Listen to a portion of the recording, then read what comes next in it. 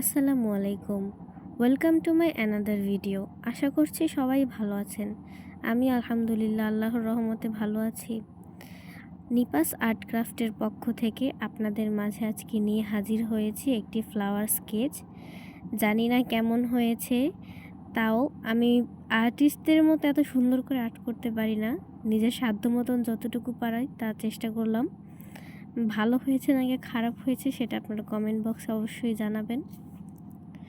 ছোটোবেলায় যখন আমরা স্কুলে পড়তাম তখন পড়ার টেবিলে বা বাসার দেয়ালে এগুলো টানিয়ে রাখতাম, অনেক কিছু এরকম আর্ট করতাম। তাই ছোটোবেলার কথা মনে পড়ে গেল হঠাৎ, তাই একটা ছবি আর্ট করে ফেললাম।